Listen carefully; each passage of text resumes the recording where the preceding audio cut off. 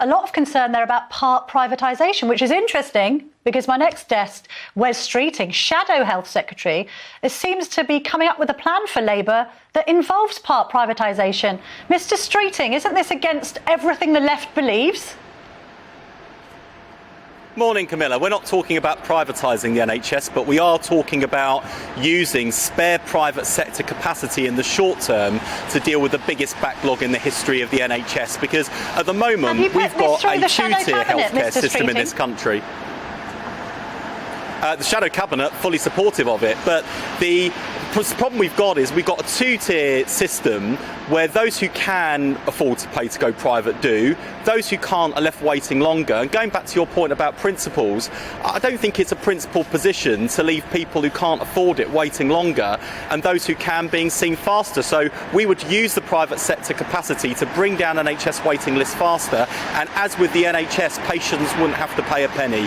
And the last Labour government did it, it was highly successful, and at the same time we made the NHS so good that use of the private sector fell because the NHS was so good people no longer felt they had to go to private. And you know, we're so far from that situation after nearly 13 years of Conservative government. And Mr Streeting, how do you think the doctors' unions are going to be reacting to this plan? There's a piece in the Mail on Sunday today saying that they're becoming increasingly militarised. They don't really like the idea of private contractors coming into the NHS, do they?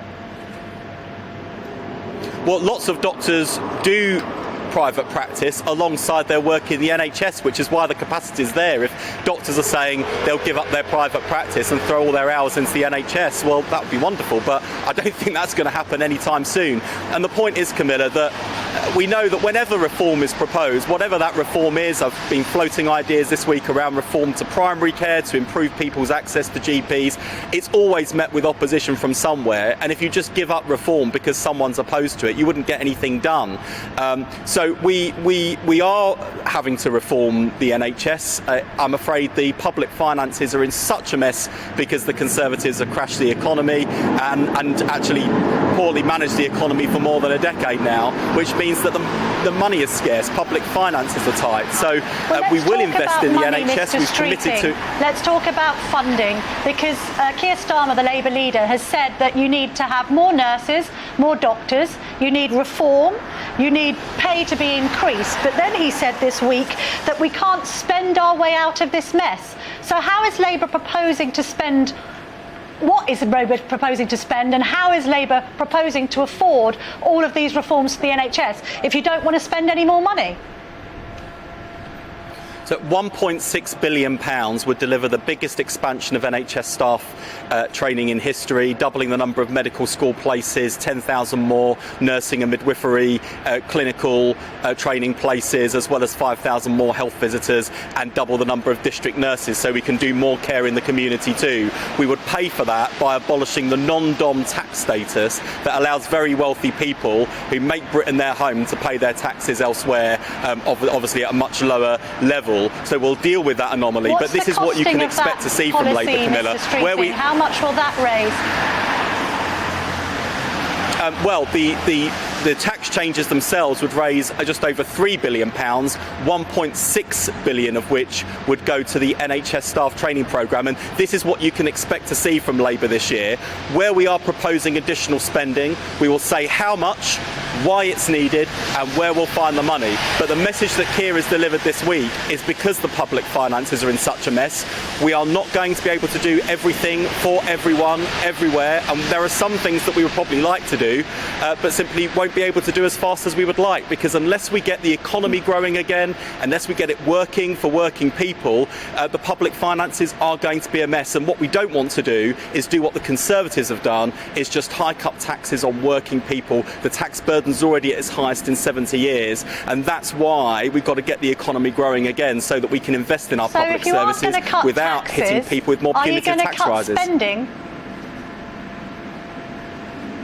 Well, we're having to make difficult choices around spending. As I say, where we choose to invest more because it helps to deal with fundamental problems rather than take the sticking plaster approach the Conservatives had, will show how much it costs, where the money comes from and what the impact would be. But Keir said very clearly this week, we are not going to be able to get the big government chequebook out for everything because the economy is in such a mess, and we're honest about that.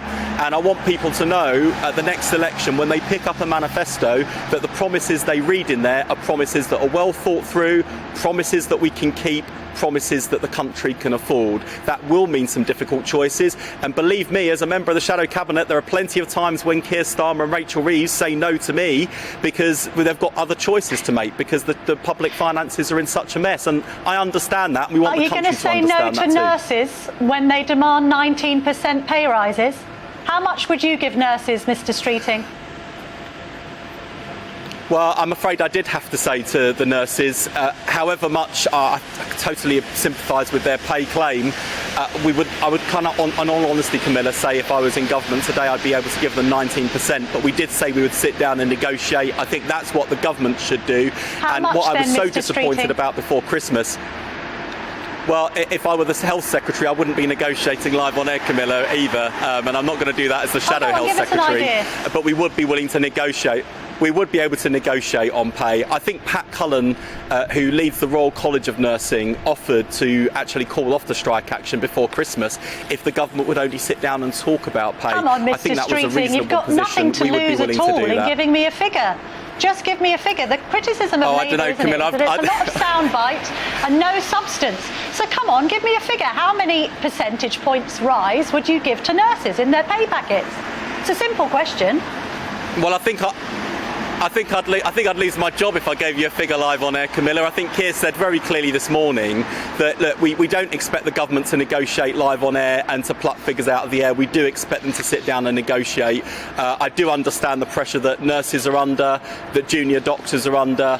I have to say, if I were going into those negotiations, my focus would be on the lower paid staff in the NHS, on the lower pay bands, the poorly paid nurses and the junior doctors. I do understand why, in the middle of a cost of living crisis, they are really feeling the pinch, and we've got to see this in the context of retention too.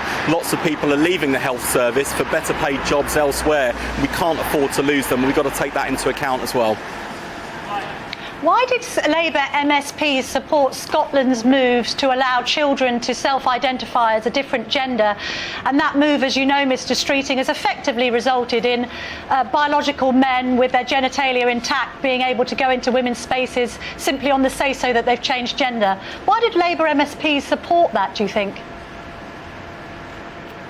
Well, we wanted, obviously it's an issue for the Scottish Parliament, but we wanted the age at which people could legally change their gender to actually be set higher, and we put amendments to the bill to that effect. I think we would probably take a different approach in England, but since Scotland's gone down this route, I think we can now look and see how it works, learn from that experience, because I think that there are clearly problems with the way that the process does work as it stands today. I know that there are also lots of people who are anxious about how any system to change people's gender might be subject to abuse. We're alive to those concerns. We would want to tread carefully on this issue, treat people with the dignity and respect that they deserve. I think in the latest census, 0.5% of people in this country, so not a high proportion, but still, if you're part of that 0.5% of people who suffer from gender dysphoria, whose gender doesn't match the sex you're born into, you have a pretty torrid time of it in terms of discrimination, abuse, mental ill health. We've got to treat those people with dignity, but make sure the system works and isn't subject to abuse, and that's the approach that a Labour government will take. Final question, Mr. Streeting. What's the Labour Party's response to Prince Harry's revelation? Time for a republic?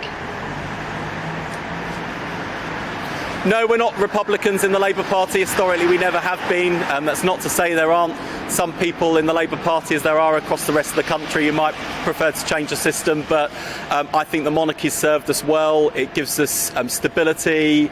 I think it is something that people look to around the world with a great degree of affection. It brings tourism to the country, and I think for the best and worst reasons in the last year, we've seen the monarchy in its finest hour. I think for the worst of reasons, because it involved the loss of a dearly beloved Queen, Elizabeth II, but also in response to her passing, we saw millions of people taking to the streets to show the warmth and affection, not just to Her late Majesty the Queen, but to the royal family and to the monarchy, and that's a system we don't plan to change, and I don't see any great appetite there in the country for a move to a republic.